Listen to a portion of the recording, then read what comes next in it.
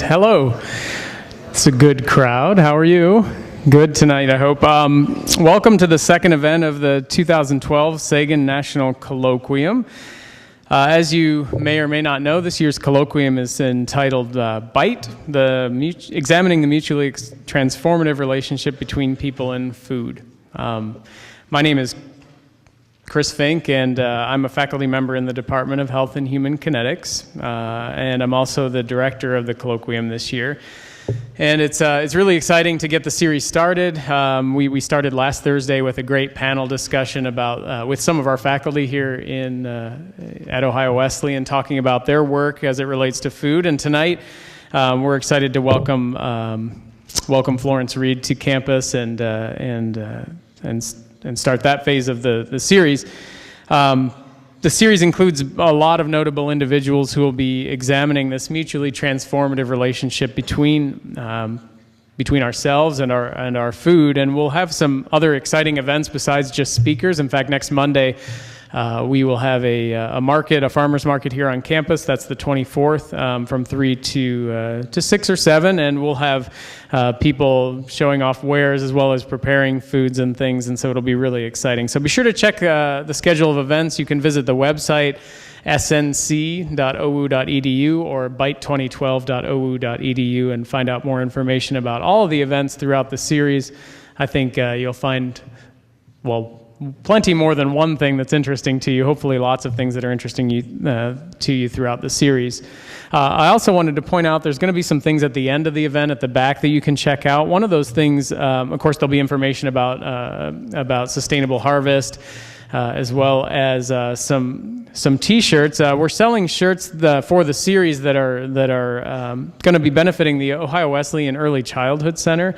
They'll be implementing a food-focused learning garden where the children will actually be able to plant, cultivate, and harvest the garden as part of the curriculum at the Early Childhood Center, and that's a pre-K and preschool curriculum that happens here on campus. And even the parents will learn because they'll be working with their kids over the summer, and the shirt costs just $10, and it'll benefit that garden. And it's extraordinarily cool. It has the state of Ohio, which is just a cool kind of state outline anyway, right? It was designed by one of our former students, and so you can go back there and pick something up, really, really great stuff. I heard some people even asking, do we have to bite something to get a shirt? I'm not sure what that meant, but you do have to buy it, but it's a pretty cheap deal. As I mentioned, the logo was designed by a former student, 2012 graduate, Mark Schmitter, if you know him, and the shirts were printed by a small company down in Columbus, so we're trying to keep things as local as we can. But about tonight's talk, I'd like to introduce Jenna Ortega. Jenna's a student here at Ohio Wesleyan. She's a junior, double majoring in health and human kinetics and Spanish. She hopes to study abroad this spring in Spain. She's also a two-sport varsity athlete in field hockey and lacrosse. And she comes to us from Glen Ellen, Illinois, and she'll be introducing tonight's speaker. So I will turn the stage over to Jenna. Thank you.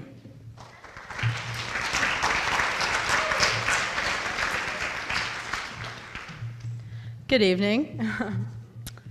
Florence Reed is the president and founder of Sustainable Harvest International. She has served as a Peace Corps volunteer and has worked for other nonprofit organizations in the early 90s. In 1997, Florence Reed established Sustainable Harvest International with the goal to work with rural Central American communities to implement sustainable land use practices. Reed cultivated with people such as university professors, small business owners, and nonprofit executives to establish Sustainable Harvest International. Reed has received many awards, such as the Women of Achievement Award in 2003 and Women of the Earth Award in 2007. She has recently received the Shriver Award for Distinguished Humanitarian Service from the National Peace Corps Association in June of 2012. The list continues on for all of Reed's hard work and dedication. So it is with much honor and pleasure that I introduce to you Florence Reed.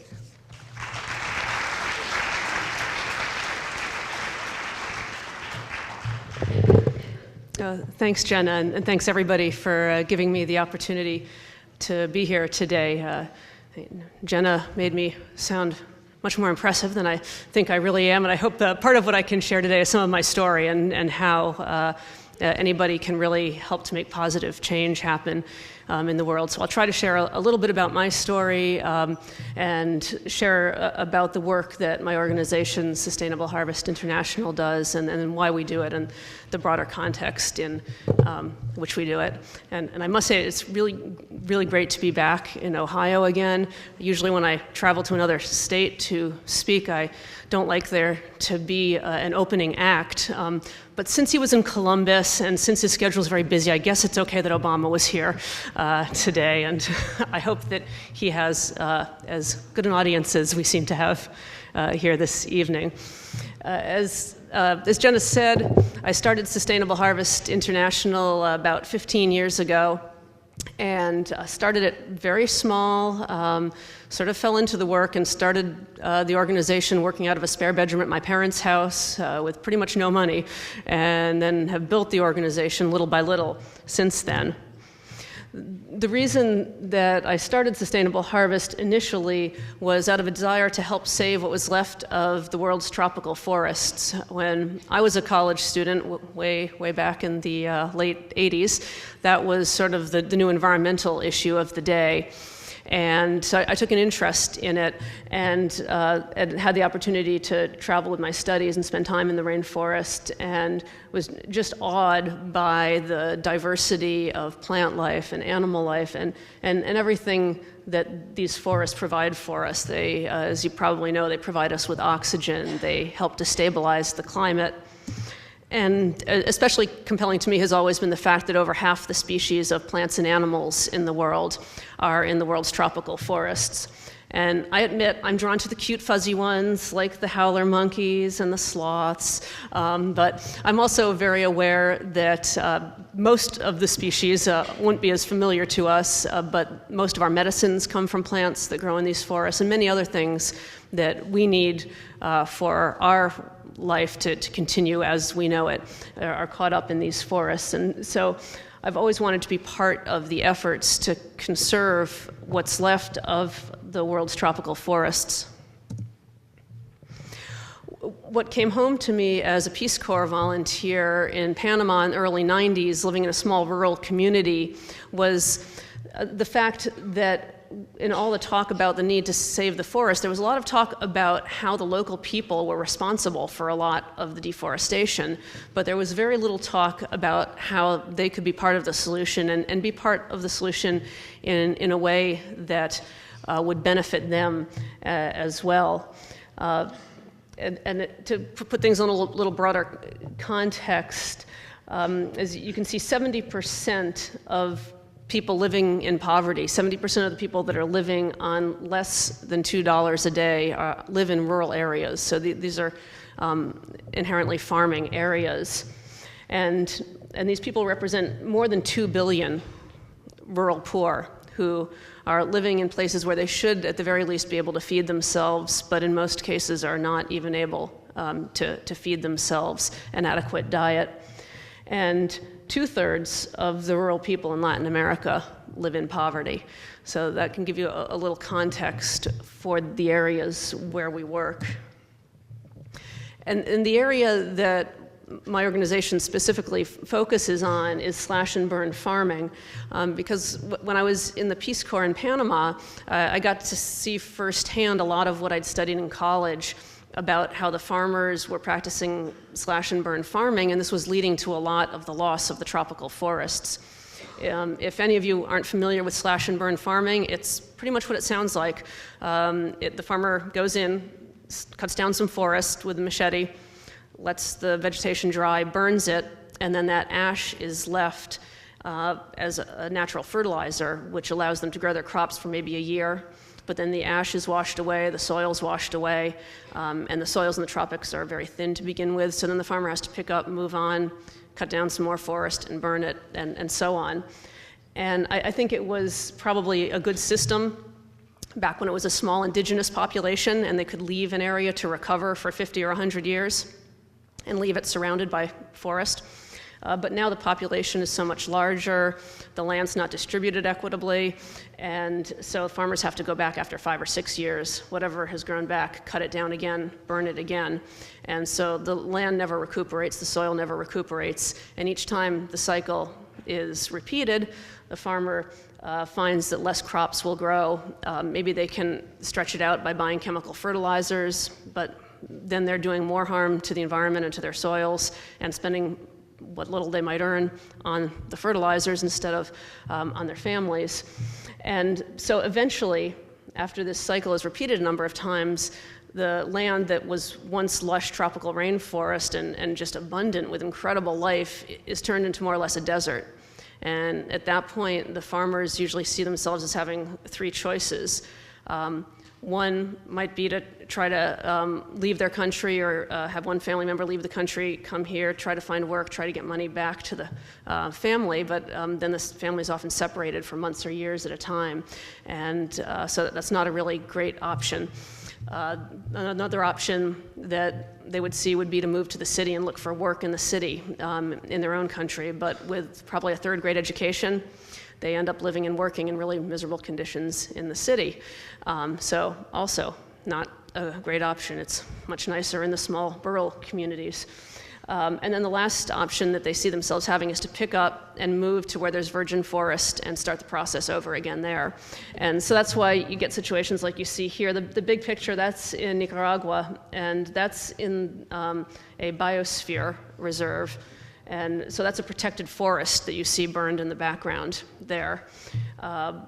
Down below in the bottom right, that is Soberanía National Park in Panama. So it's a national park, again, a protected forest that's been burned. The water you see in the background is the water supply for the Panama Canal. And so the farmers are now finding themselves pushed into these protected forests and starting to burn them. And it's not because they don't care about the environment or they're bad people. It's simply because they don't know any other way to feed their families. And if I didn't know any other way to feed my family, I'd be burning down the national park too. So what Sustainable Harvest International is all about is providing families with sustainable alternatives that will allow them to stay on their land and feed their families and have a decent standard of living growing on the same land year after year without having to constantly be clearing more of the forest, but instead to actually be putting trees back onto the land. And again, to put it in a little bit of context, as you can see, poor people in Latin America currently spend 50 to 80% of their income on food. So if you think about it, that is nothing or what we spend is nothing compared to what they spend, and leaves very little for anything else. So some could argue that one objective could be to help them to not have to spend most of their income. I would also argue that we could spend a bit more of our income to be eating better in this country. And maybe we could talk about that later if there's time, if people are interested in that. And I think there'll be some other speakers in this series that will probably speak about that issue as well. And looking ahead, farm production in Latin America is going to need to grow by 75% by 2050 in order to feed the growing population. And there's a lot of arguments out there for how to do that.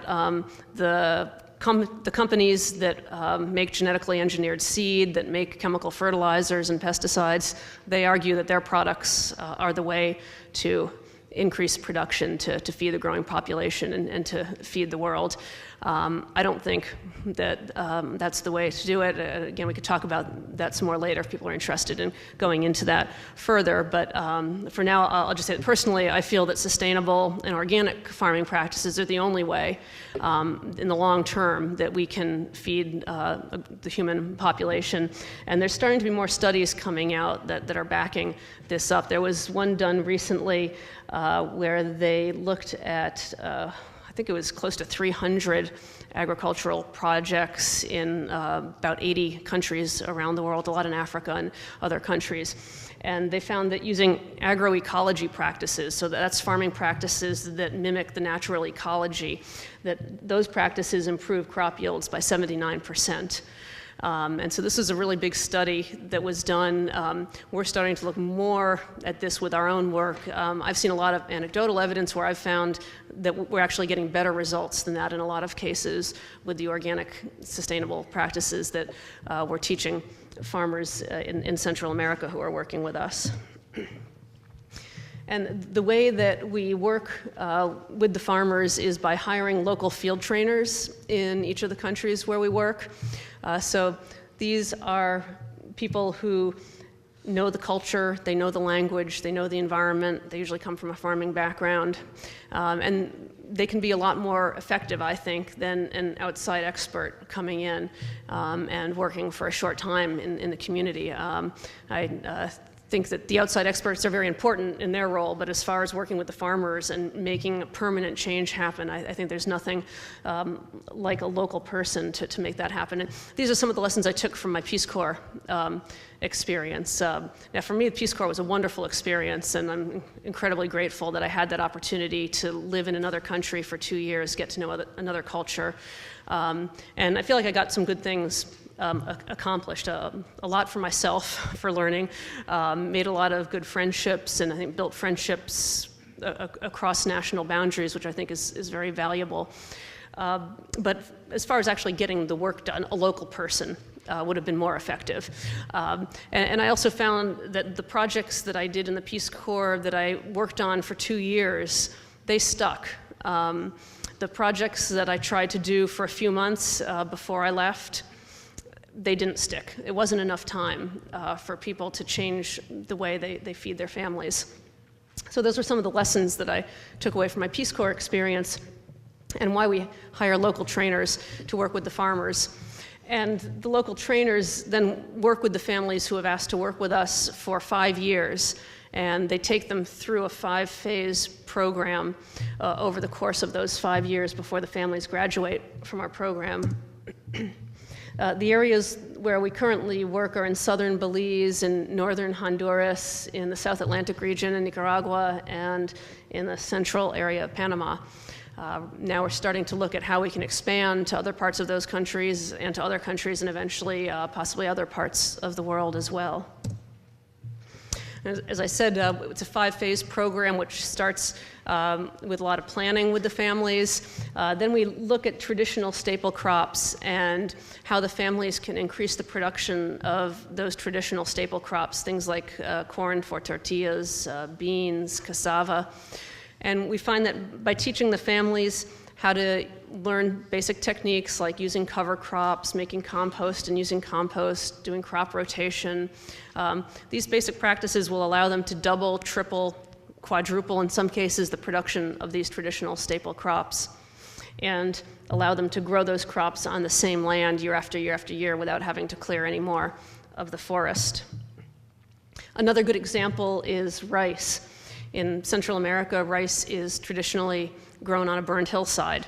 So we're helping the families to transition to grow their rice in rice paddies the way they do in Asia as a more productive way of growing on the same land every year. It makes it easy to mix the organic material in. You can do neat things like put fish in the rice paddies. That's called piscicultura in Spanish. It's one of my favorite Spanish words, so I won't test your Spanish on anything else, but if you take one word away, remember piscicultura. And that piscicultura works really well because the fish can swim around in the rice paddy, they can eat the weeds, they can eat the insects, and then the other end of that is they fertilize the rice. And come harvest time, the families have not only more rice to eat, but they also have the fish. As far as the rice production goes, the families can get 3 harvests a year instead of 1 when they're growing in a rice paddy instead of on a burned hillside. And they tell me that they're harvesting as much as 8 times as much rice as what they were harvesting when they were growing on the burned hillsides. And it does make it a tremendous difference in their lives. To give a sense of that, the picture on the left is Panama, and those rice paddies belong to a woman named Doña Briseida. And you can see she's got 4 rice paddies there, one that she's getting ready to plant, one that was recently planted, one that's about half grown, and one that she's getting ready to harvest. Beyond that, you can see part of her vegetable garden, Beyond that, you can see the forest on her land, which she's set aside as her family's own forest reserve, where they're protecting that forest, which is in turn protecting the watershed for a spring, which provides water for the community. And she's also been growing a lot of additional crops, and those are 4 out of 8 rice paddies. There's 4 more that you can't see off the picture. And this picture was taken when I went with members of my board of directors to visit her farm, and she'd been working with us for about 3 years. And she had taken this land that had been really turning to desert. It was baked clay. She was having trouble growing very much on it anymore. And I asked her what she thought the best thing she had accomplished working with our program had been. And she thought about it for a moment, and I was expecting the usual answer: more to eat, we have some money, we can send our kids to school, and we didn't think our kids would be able to go to high school.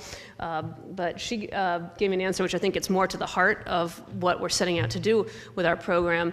She said, well, you know, I think the best thing that I accomplished is that I've come to think of myself as an important woman.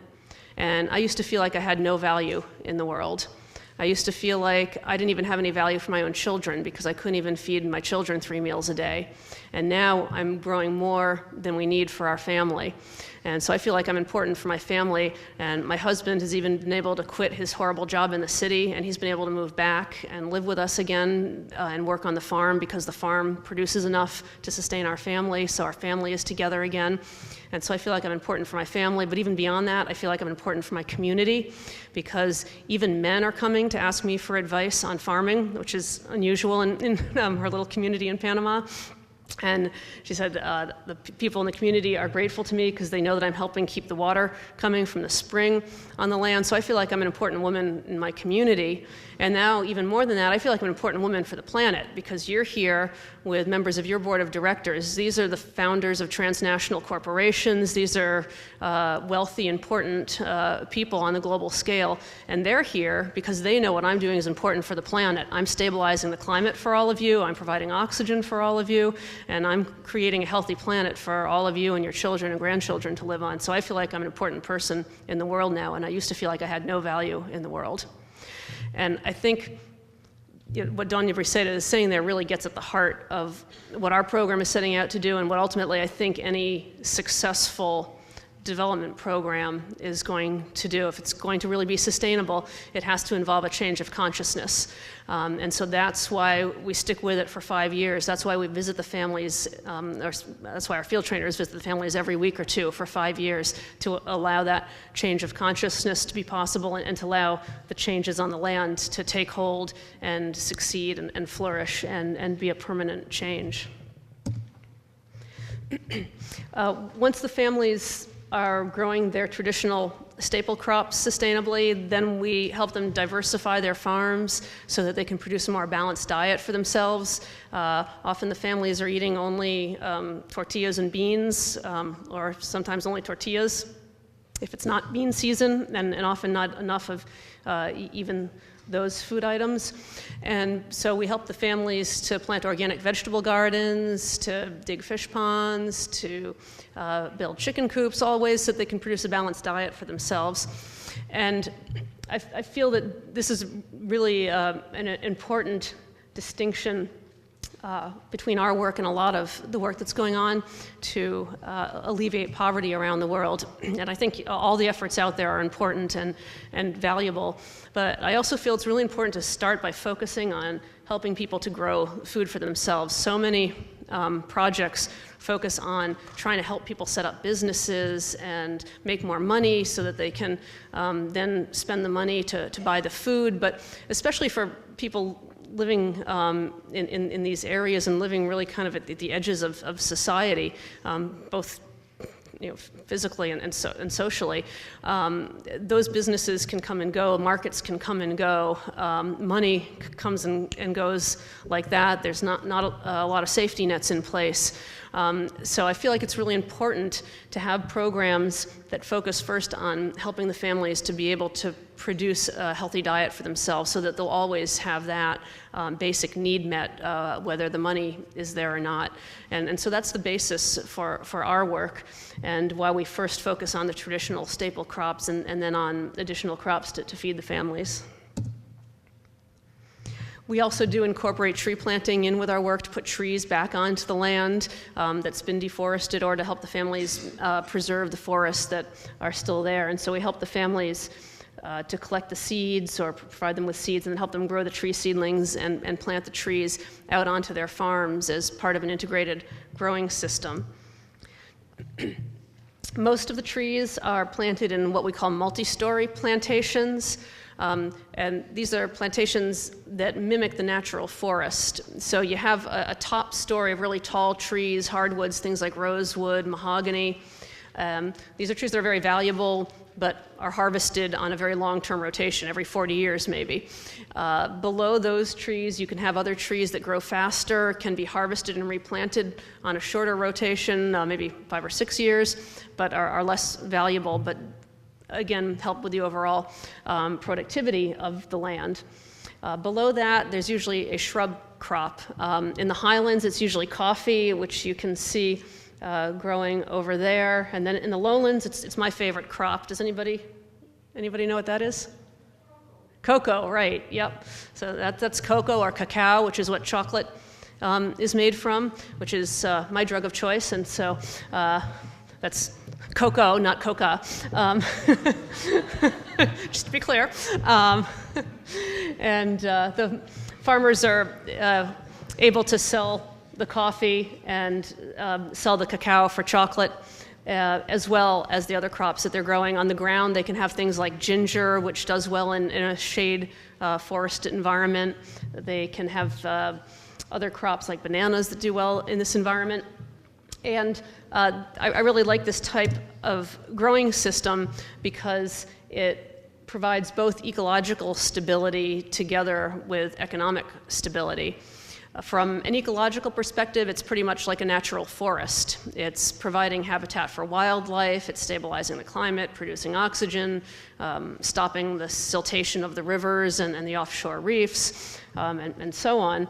And then from an economic perspective for the farmer, it's like diversifying her stock portfolio. If the coffee prices bottom out, he's not left with no income because there's still bananas, there's still ginger, there's a rosewood tree. So there's always something to keep the family going.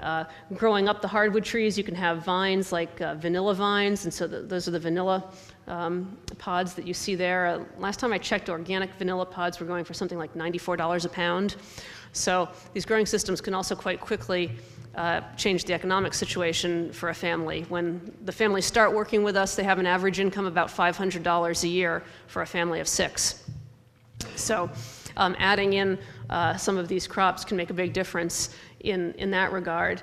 And we can be supportive of this in a variety of ways. You can support organizations doing this kind of work. If you're familiar with shade coffee, this is what shade coffee is all about. It's coffee that's grown in this forest-type environment instead of the hybrid types of coffee that are grown in monocultures of just coffee with lots of chemicals that cause a lot of runoff and a lot of environmental damage.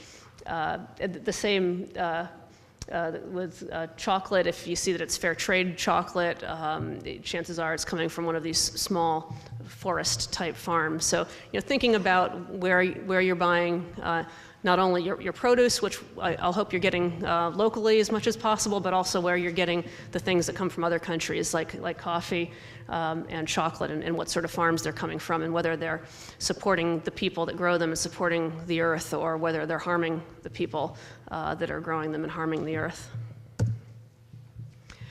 Basically, what's at the heart of all of SHI's work is the idea that healthy soils are what produce healthy crops, which then produce healthy families, which then produce healthy communities, which then produces a healthy planet. But it all starts with the soil, and so that's where a lot of our focus is. It's a great farmer who works with us in Belize, and I was talking to him about this, and he said, yeah, that's why I tell my wife that I don't go to church.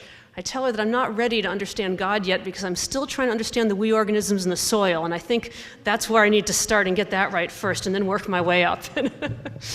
So, in a sense, that's what we're doing. I think it's all connected. But we help the families to build up their soil with a variety of different techniques. It can be with worm composting, with different types of composting styles like bokashi that uses a fermentation process. It can be with cover crops. It can be learning to use mulch. And all of this allows the families to dramatically improve the production of their crops, and if they've been spending their money on chemical fertilizers, it allows them to stop doing that. And you can get a little sense of the slopes that a lot of the families are growing on. So in a lot of cases, we're putting erosion barriers across the land to stop the soil from washing down the hillsides, or helping the families put in terraces to keep the soil on the hillsides. And the picture on the bottom right gives you a sense of how the families can really build the soil up in pretty short order.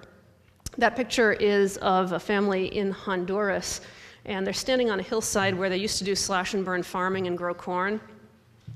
And they would make about $90 from one harvest of corn. And each year they were having to buy more chemical fertilizers to get the same amount of corn. And then they started working with Juan Carlos, the guy in the blue cap, who's one of our field trainers, who's been working with us for 12 years now. And Juan Carlos showed them how they could start building up their soil. And so when I visited and took this picture, they were so excited to show me that it had been 3 years, and their land that had been this baked clay that you wouldn't think anything could grow on, after 3 years of using cover crops and erosion barriers and the other techniques, they were able to pick up these handfuls of rich, dark soil they'd been building up. They were producing more corn. They weren't buying any more chemical fertilizers. And their family was eating better. Their family was starting to enjoy better income. The forest that you see in the background, that's their coffee plantation. So that can give you a sense of what a shade coffee plantation looks like, as opposed to if you saw the other kind of coffee plantation, it looks like a big cornfield with just rows of the same thing and no other life, really. And when the families reach this stage of their work with us, for those that also want to improve their cash income, that's the last stage of work that we'll do with them before they graduate from the program. And so in this case, Juan Carlos helped the family to look at what crops would earn them more money than the corn that they'd been selling. And they landed on onions. So in the left-hand picture, you can see the darker green there. Those are the onions that they decided to grow because there was a good market nearby. And along the erosion barriers, they planted mustard greens because those pretty little insects in the middle picture, they like to eat onions. And so they were endangering the primary cash crop for the family, but those nice little insects like to eat mustard greens a lot more than onions. So by planting the mustard greens along the erosion barriers, the insects were drawn to the mustard greens. That's what they're on in the picture there. And the onions were protected. And mustard greens grow like mad, so they actually didn't do that much damage even to the mustard greens. And then when all was said and done, Juan Carlos bought some of the mustard greens for our dinner that night, which was very nice. But more importantly, the family was able to sell all of those sustainably grown organic onions, and instead of making $90, they made $2,000 from the sale of those onions. Up to that point, Juan Carlos had been working with 6 or 7 out of the 22 families in that village. A week later, he was working with 21 out of the 22 families in the village, so money does talk. And I had another point, and I've lost it. Oh, yeah, the mustard greens. That's just an example of why, again, I feel it's so important that these programs be long-term, because it was important that Juan Carlos was still there when this new insect came on the scene to try to eat this new crop, because he was there to have an answer for the families when they came up against this new problem, and he could tell them about this technique of planting the mustard greens, and that's why we're there for the 5 years, so that we're able to help the families through all the different obstacles that they come up against until they can be comfortable continuing on their own. And then I'll just introduce you to one more farmer and mention a few of the side projects that we have, and then try to leave plenty of time for your questions and thoughts, which I hope you'll have for me. So this is Don Cheo, and he's just another great example of what Sustainable Harvest is setting out to do. If anybody's interested, there's a great video that some company made for us about him that's on our website. But Don Cheo has graduated from our program now, and he is growing all of his traditional staple crops sustainably. He's not clearing any more forest. He's growing vegetables, so his family has a more balanced diet. And this is something I noticed because, well, I love food. So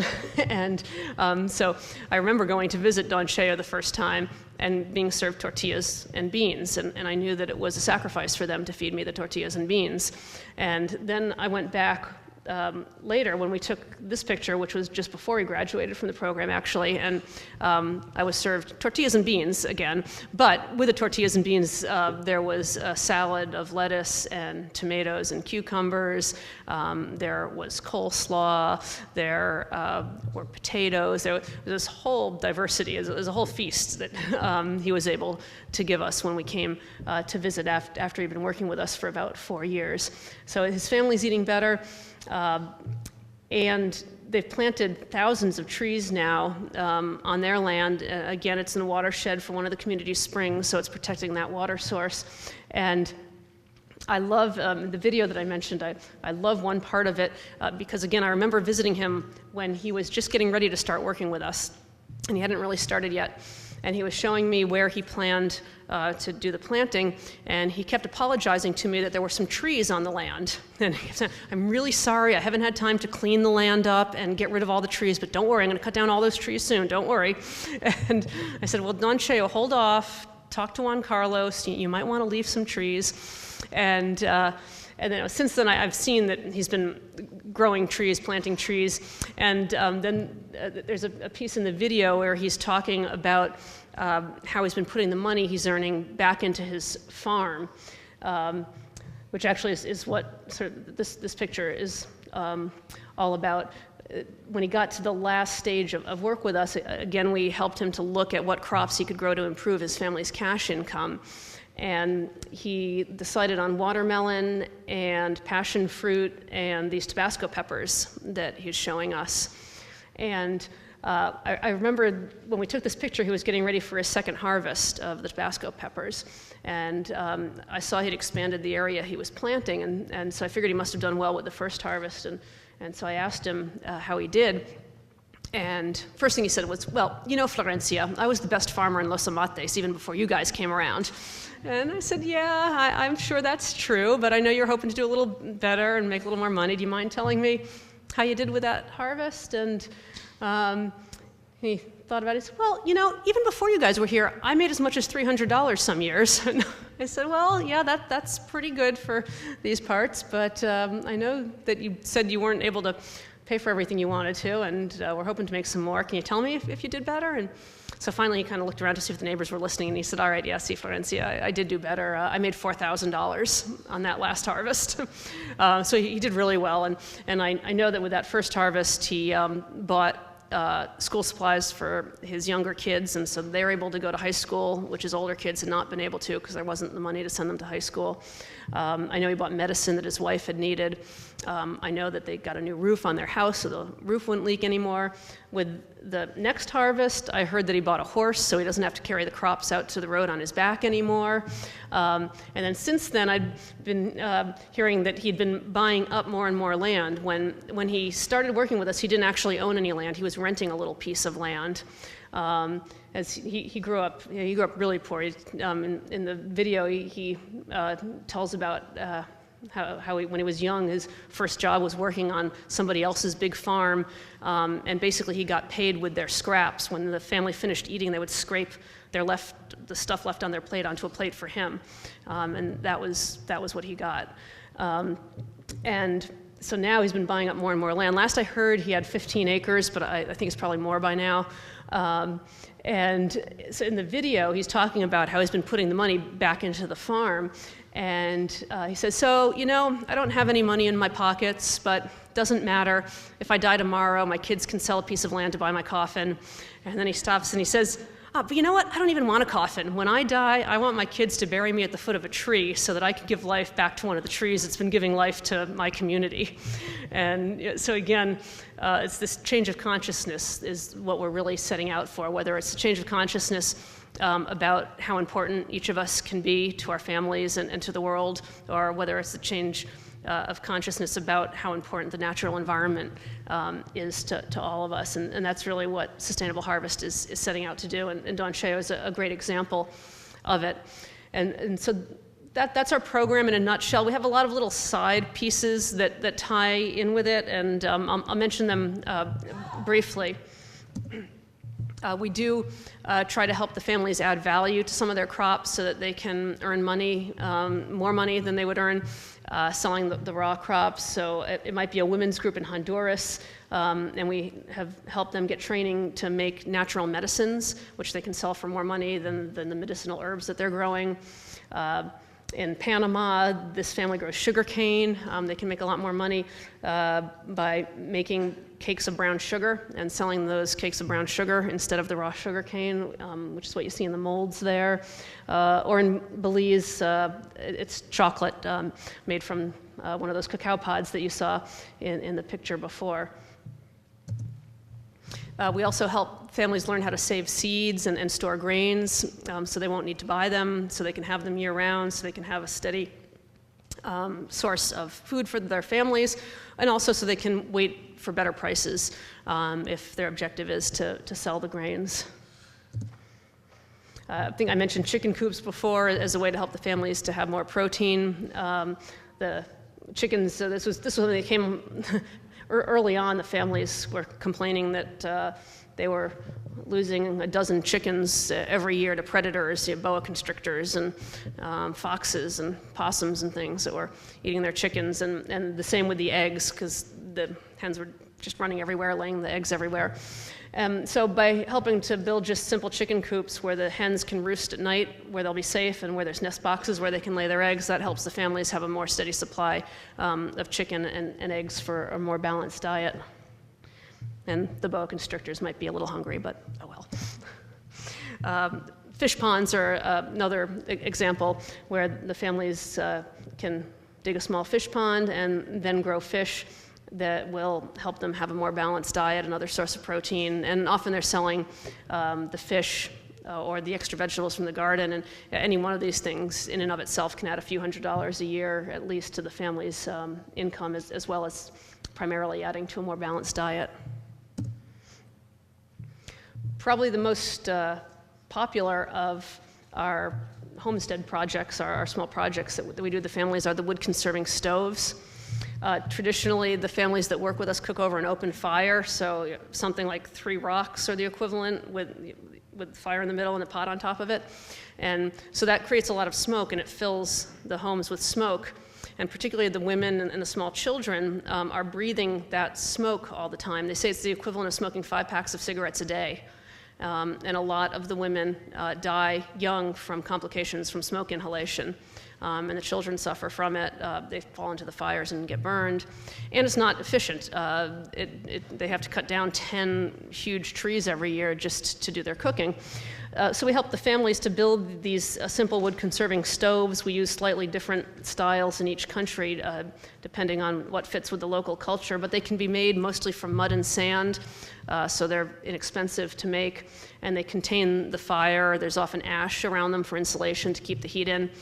And so instead of having to cut down 10 big trees every year, the families can just prune branches off the trees they're planting, and that provides all of the fuel they need for their cooking. The stoves use about 1/4 the firewood of the traditional open fire, and they have either a chimney, like you see here, or maybe a secondary combustion process to get rid of the smoke, so it also eliminates those health problems that are killing millions of women around the world every year from the smoke inhalation.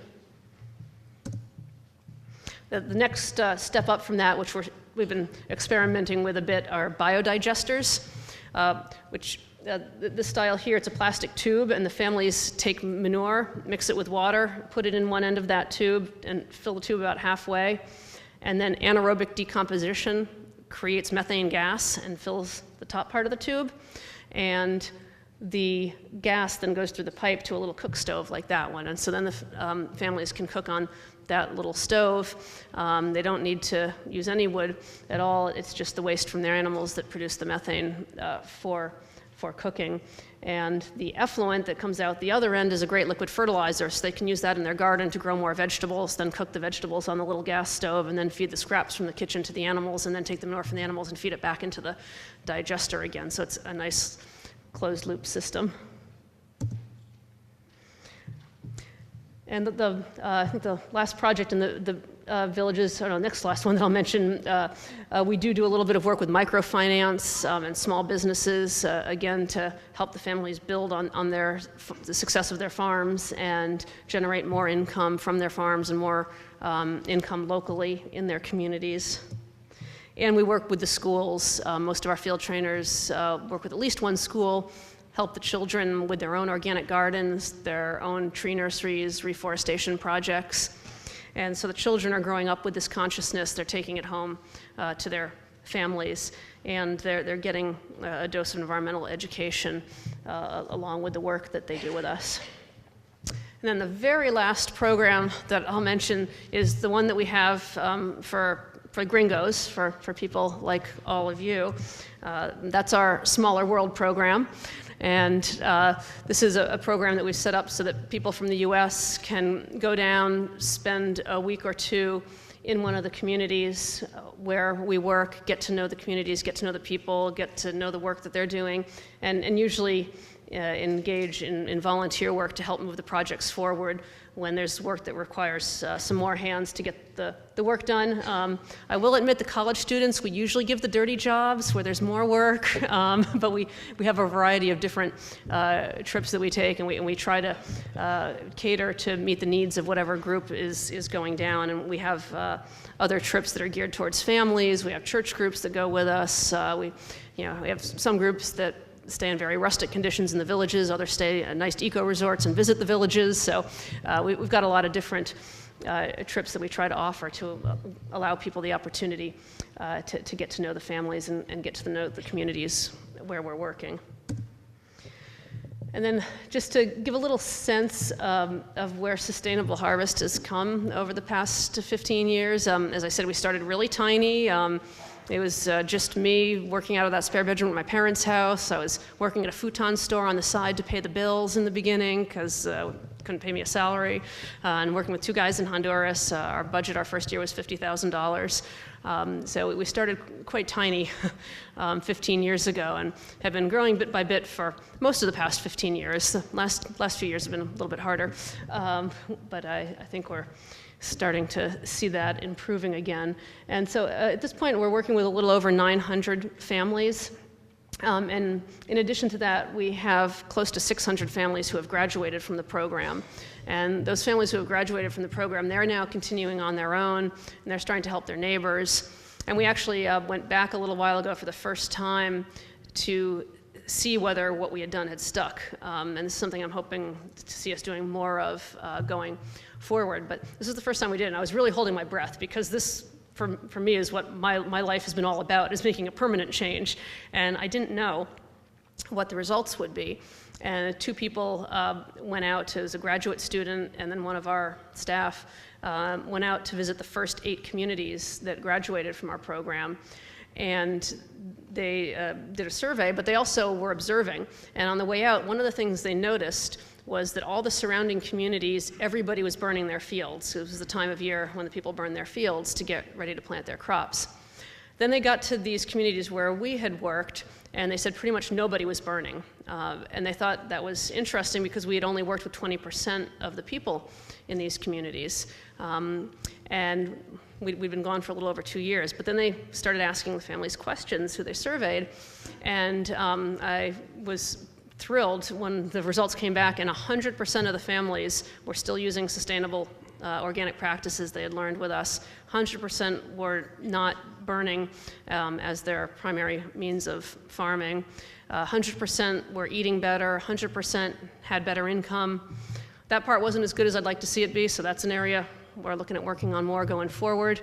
They had an average of 50% improvement in their income, and I know we can do better than that, so that's something we're looking more closely at now. And then they asked if the families had trained other families, and I had thought they'd be too busy on their own farms to really do that, but I was wrong, and I've never been happier to be completely wrong in my life, because the families said that they'd each trained an average of 7 more families. So there was a tremendous ripple effect, and that's why they were seeing these changes happening community-wide, even though we'd only worked with 20% of the population. And so that's one of the things that excites me also going forward, is seeing how we can continue that and do more of that to have a bigger impact. And I guess your college students and professors, you can all read, so I won't read you the rest of the accomplishments up there. I think you could probably see them, but I will say that the numbers of families we've worked with, that represents about 10,000 people who we've directly impacted in a very substantial way, and so I'm really thrilled with that. If the statistics hold from that first survey, maybe it's closer to 100,000 families that we've impacted, which is really exciting. But as I may have mentioned at the beginning, there's 2 billion rural poor in the world, so that's what I stay up at night thinking about now, is how do we get from the 10,000 to the 2 billion, and how do we do it before our Earth's life support systems have been destroyed by all of our collective misuse of the Earth. And so that's what I think about going forward, and that's what a lot of my role in the organization is now, is trying to think about our strategic planning and our long-term planning for exponential growth and how to have the biggest impact. And I'm hoping that all of you will help with that effort by spreading the word about what we're doing. I know you're college students for the most part, so I won't hit you guys up for any big donations, but we'll hope that you'll spread the word. It does not cost a lot to make a real change. Just to give you a sense of it, it costs us $800 to work with one family for 1 year. So it costs us $4,000 to take them through the whole 5-year program so they can graduate and go on and train more families. And so in the context of international development work, it's a relatively small investment for a tremendous impact on people's lives and on the environment.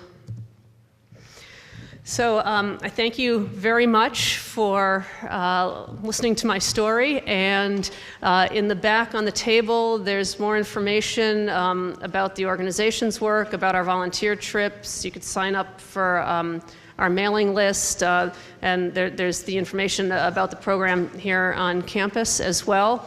And if people have any questions or any thoughts, I think we still have some time, and I'd be glad to hear your thoughts or answer any questions.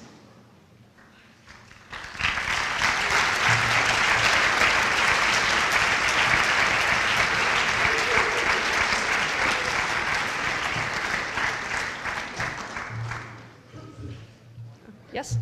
Yeah, it sounds like everything you're doing is very positive for these families, and that's great. But what are some of the drawbacks that you sometimes hit with families that you might not have talked about?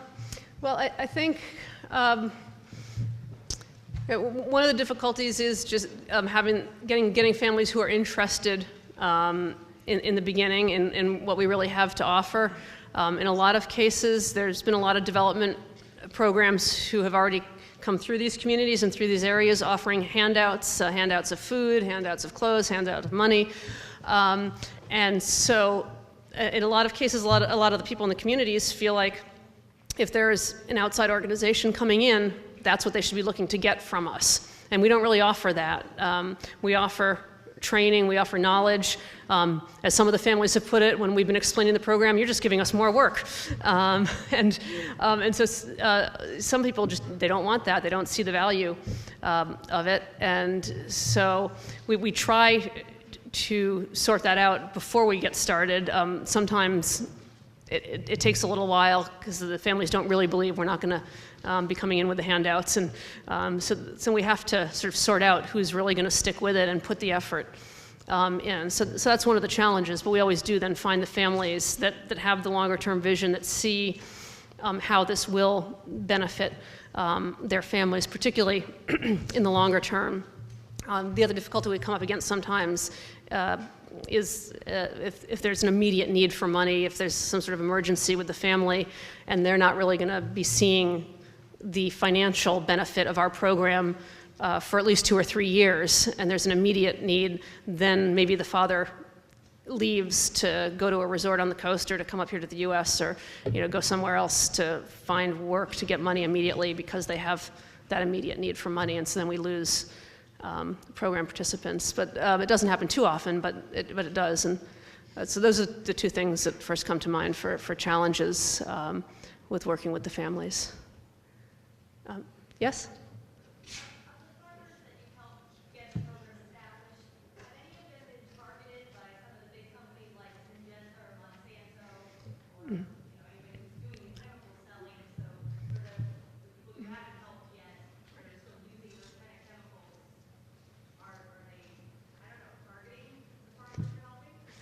Yeah, definitely. There's the agrochemical companies are active in all of the countries where we work, and we see that when I was in the Peace Corps in Panama, 90% of the pesticides being used were ones that had been banned in this country because they were so toxic.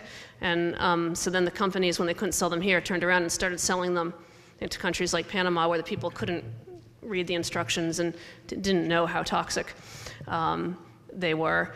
And we still see that going on. And the government extension programs often are funded by the agrochemical companies, and so that's the model that they promote. They go out and hand the families bags of chemicals and say, here, use this on your farm. And even very good and well-intentioned programs and programs that are really well-designed in a lot of ways are being fed the lines by the agrochemical companies, that the way to feed the poor is with their products. And so I see that happening through the government, directly from the companies, and through very well-intentioned nonprofit organizations as well, to a great extent. And I've seen a few cases of it directly in our communities. I usually haven't talked to the families about it too much, but occasionally it comes up. I remember being in Honduras a while ago, and the families working with us said that a representative from Monsanto had come and given them a talk about their products. And I said, well, how was the talk? What did you think about it? And they said, well, she was very pretty, and she was very nice. And we had a good time. I said, yeah, well, what did you think about what she was selling? And they said, well, after she left, we just laughed because we couldn't imagine why we would be spending money on these things to get the same results that we're already getting with the techniques that you've taught us. So I think in some cases, we're able to be preemptive in that case. And in other cases, people have just been waiting for this opportunity. I remember another man I met in Honduras. I asked him, as I often ask the farmers, why did you join with our program? And he said, well, I have no feeling in my legs. And I said, well, why is that? And he said, well, I used to use chemical pesticides, and I had them in a backpack sprayer, and I would spray them. And one time the sprayer got a leak, and the pesticide leaked down my back and into my boots. And so my feet were in them, and I ended up going into a coma, and everybody thought that I would die, and eventually I miraculously came out of the coma, but I still have no feeling in my legs. And I thought about what that had done to me, and I thought about what it was probably doing to my children, who were getting this stuff sprayed on them and who were breathing this stuff. And he said, so I've just been waiting for an alternative, and when your program came, I saw that this was an alternative that could save the life of my family. I hope that answered. Yeah. Any other questions or thoughts? Yes? Now you said that the government sort of supported the chemicals. Do they support your program So far, we haven't gotten a lot of support from the local governments. Early on, I went to try to visit some of the higher-up people in the governments, and generally I found they asked how much of my organization's money would go through their office, and when I said none of it, they said, "Nice gringa." Bye. So that's the cynical answer. On a more positive note, we have collaborated with government agencies, but it's usually smaller government agencies, one that's focused on microfinance that help train our staff on microfinance, or a local branch of the forestry department in Nicaragua that's working in the same really remote area where we are, where you need both a dugout canoe and a mule to get to the communities. And in the beginning, we had the dugout canoe and no mule, and they had the mule and no dugout canoe, and so we gave each other rides and were able to get to the communities. So on that level, we've connected with some good government people and had some good collaboration in some cases, but on another level, not so much. Do you have a question? Do you plan to apply your program in other places, not just South America, but other places? Well, depending on which member of our board of directors you talk to, you might get a different answer. And so ultimately, it will be up to the consensus they come to. But personally, and I think the organization is moving this way, personally, I'd like to see us working in other parts of the world. We're talking now with the Inter-American Development Bank about funding some expansion of our work in the current countries, and then if that goes well, to a regional program for Latin America. And if that goes well, I hope that will be the example that we can use to sell our idea to larger funders that would allow us to, I'd like to see us work in Africa, and I'd like to see us work in Asia as well. And sometimes I've thought about this country also, though I'm hopeful that other organizations in this country will be doing the work to help people feed themselves better in this country. Yes? Is water ever a problem, or is there plenty of rainfall in America? How is the water handled as a problem? No, water's definitely a problem. Sometimes there's too much of it, and sometimes there's too little of it. So either way, it can be a problem. When there's too much of it, there's not a lot you can do at the moment, but when we help the families to build up improve the texture of their soil and build up the organic material in their soil, that allows it to absorb and better handle the times when there is excessive rainfall. And we've seen cases where also putting the trees back on the land, as well as the more sustainable farming practices, has stopped landslides that have taken place in other areas and wiped out villages. So that's how we address the too much rainfall in many cases. And then there's a dry season everywhere that we work, and sometimes it's very pronounced. Sometimes it's 5 months without a drop of rain, although the patterns are starting to shift in recent years, which makes it more difficult because it's less predictable. And so in that case, we're trying to help the families with irrigation systems, drip irrigation, and systems that use as few materials as possible and conserve as much water as possible. And they're gravity-fed, simple systems for the most part. And we generally don't get involved in drinking water, although that's an issue as well. A lot of the families do not have access to clean drinking water. And if the communities express a concern about that to us or about other things outside of our mission, we try to connect them with other organizations that can address those needs so that we don't spread ourselves too thin. So in that case, we've partnered a number of times with Engineers Without Borders, and helped them to come into the communities and help the communities with drinking water systems. Last question? Yeah?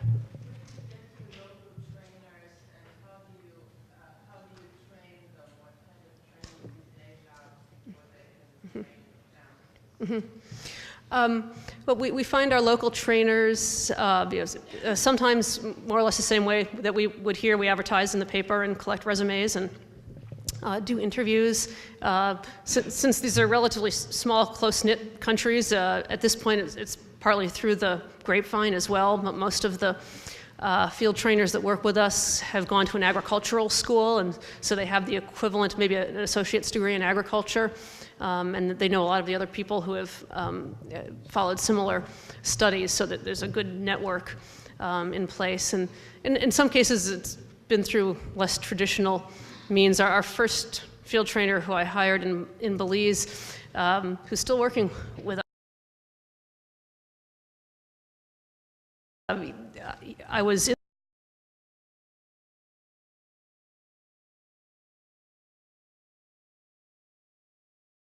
trainer